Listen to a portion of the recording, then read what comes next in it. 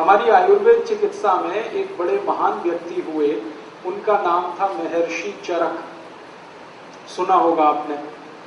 इन्होंने सबसे ज्यादा काम किया, रिसर्च किया इस बात पर कि जड़ी बूटियों से क्या क्या बीमारियां ठीक होती हैं, पेड़ पौधों से कौन सी बीमारियां ठीक होती हैं, पेड़ों के पत्तों से कौन सी बीमारियां ठीक होती हैं, उस पर उन्होंने सबसे ज्यादा काम किया। उसके बाद एक ऐसे ही व्यक्ति हुए महर्षि सुश्रुत। उन्होंने इस पर काम किया कि शरीर के किसी अंग में जरूरत से ज्यादा अनवांटेड, जरूरत नहीं, ऐसी कोई ग्रोथ हो जाए, ऐसा कोई बढ़ोतरी हो जाए, ट्यूमर हो गया, जैसे गांठ हो गई, इसको कैसे काट के निकाला जाए, सर्जरी।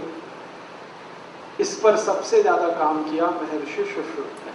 और आपको शायद ये सुनकर आश्चर्य होगा, खुशी भी होगी कि सर्जरी का आविष्कार इसी देश में हुआ, भारत में। सारी दुनिया ने सर्जरी भारत से सीखी। ब्रिटेन ने, फ्रांस ने, जर्मनी ने सबसे पहले सर्जरी सीखी। अमेरिका में तो बहुत बाद में आई सर्जरी। और ब्रिटेन ने भारत से 400 साल पहले सर्जरी सीखी। ब्रिटेन के डॉक्टर यहाँ आते थे और यहाँ भारत में आकर सर्जरी सीखकर जाते थे। आपको सुनकर आश्चर्य होगा, आज से 400 साल पहले इस भारत में सर्जरी के बहुत बड़े विश्वविद्यालय चला करते थे, यूनिवर्सिटीज। हिमाचल प्रदेश है ना, इसमें एक जगह है कांगड़ा, यहाँ सबसे बड़ा सर्जरी का मेडिकल कॉलेज था, आज की भाषा में मैं अगर कहूँ तो। एक और जगह है भरमौर, हिमाचल में, वहां एक दूसरा बड़ा केंद्र था सर्जरी का। ऐसे ही एक तीसरी जगह है कुल्लू, वहां पर एक बहुत बड़ा केंद्र था।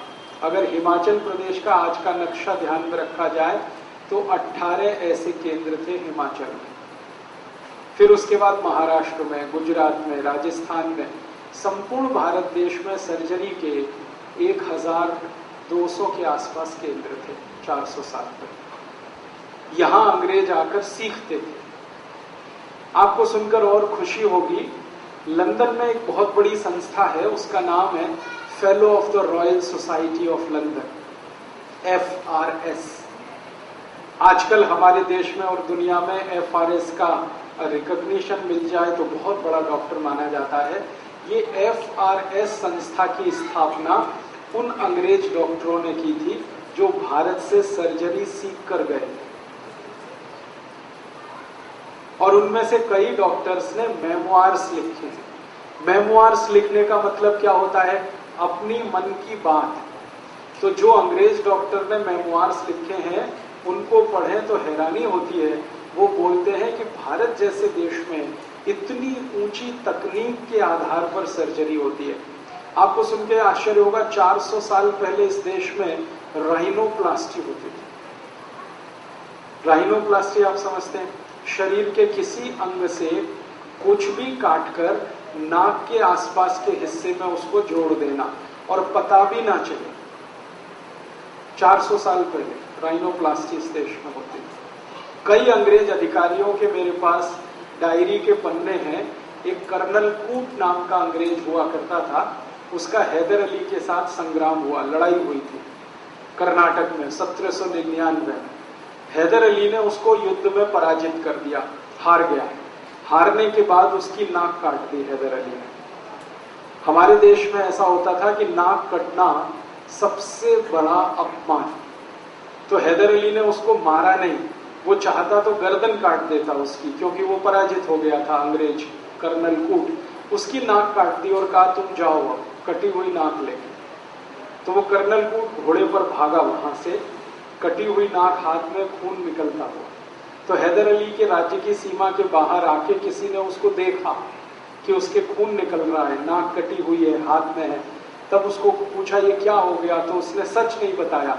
उसने कहा मेरे चोट लग गई है। तो उसने कहा नहीं, ये चोट नहीं लगी, ये तलवार से नाक काटी गई। तो अंग्रेज मान गया कि हाँ बात तो सही।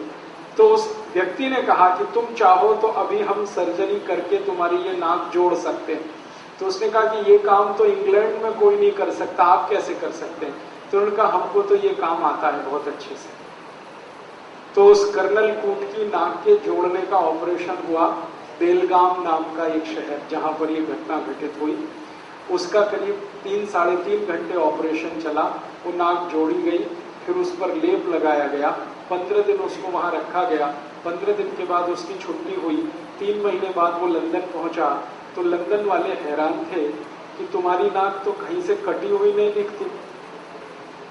तब उसने अपनी डायरी में लिखा कि ये भारतीय सर्जरी का कमाल है। तो ये जो सर्जरी हमारे देश में विकसित हुई, ये तो मैंने एक उदाहरण दे दिया आपको ऐसे ही, ये बहुत प्रयास किए इसके लिए महर्षि सुश्रुत ने, तब जाकर ये सर्जरी भारत में फैली। ऐसे ही हमारे देश में बहुत प्रयास किए महर्षि चरक ने, तब जाकर आयुर्वेद चिकित्सा इस देश में फैली। आयुर्वेद चिकित्सा के बारे में भारत देश में ये कहा जाता है कि ये इतनी ही पुरानी है जितना पुराना भारत। अब भारत उतना ही पुराना है जितने पुराने हमारे भगवान राम या कृष्ण या शंकर या महादेव या ब्रह्मा या विष्णु। इसका काल गणना बड़ा मुश्किल है, लेकिन एक अंदाजा हम लगा सकते हैं कि राम जी के जमाने में आयुर्वेद चिकित्सा खूब अच्छे से चलती थी, क्योंकि जब उनका रावण से युद्ध हुआ तो कहानी ये है कि लक्ष्मण जी को मूर्छा आई थी। आज की भाषा में कहूं तो लक्ष्मण जी कोमा में चले गए थे। कोमा वही होता है, और वो कई दिन बेहोश पड़े रहे थे। तब उनके बारे में चिंता हुई राम जी को कि कैसे इनको ठीक किया जाए। तो एक वैद्य को लाया गया, उनका नाम था वैद्य सुषेण।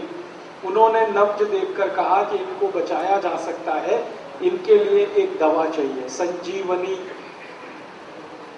बूटी। बूटी का माने पेड़ होता है, तो संजीवनी चाहिए। कहाँ मिलेगी? तो हिमालय पे मिलेगी। तो कौन लेके आएगा? तो हनुमान जी जाएंगे। अब हनुमान जी को पहचान नहीं संजीवनी क्या है, तो पर्वत उखाड़ के ले गए। फिर वैद्य सुषेण ने संजीवनी को ढूंढा, उसका काढ़ा बनाकर लक्ष्मण जी को पिलाया, नाक में सुंघाया, तब वो कोमा से बाहर आए थे। इससे पता चलता है कि कोमा से बाहर आने के लिए उस समय चिकित्सा हुआ करती थी। आप जानते हैं एलोपैथी चिकित्सा में कोमा से बाहर आने के लिए कोई दवा नहीं है, जबकि 17.5 लाख साल पहले इस देश में कोमा से बाहर आने की दवा थी, आज भी है। आज भी आयुर्वेद में 40 से ज्यादा दवाएं हैं जो व्यक्ति को कोमा से बाहर लाती हैं। एलोपैथी वालों के पास एक भी दवा नहीं है। सारी दुनिया के करोड़ों करोड़ों डॉलर की रिसर्च करने के बाद भी कोई दवा नहीं है। अगर एलोपैथी के डॉक्टर से कोई ट्रीटमेंट करा रहा है और वो कोमा में चला जाए पेशेंट, तो डॉक्टर एक ही बात कहता है, wait and watch, wait and watch, इंतजार करो और देखो, बस, दवा कोई नहीं। तो हम इस बात का एहसास करें कि हमारी चिकित्सा पद्धति आज भी कितनी ऊंची है और 17.5 लाख साल पहले भी कितनी ऊंची थी। और ये वही चिकित्सा पद्धति है जिसको आयुर्वेद कहा जाता है। आयुर्वेद चिकित्सा पद्धति के 3 भाग हैं।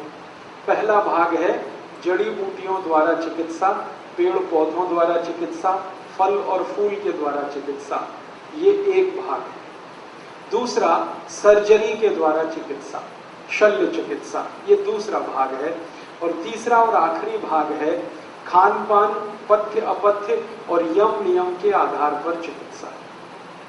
क्या खाएं क्या ना खाएं, कब खाएं, कितना खाएं, कैसे खाएं, क्या पिए क्या ना पिए, कब पिए, कैसे पिए, कितना पिए, इनके आधार पर चिकित्सा।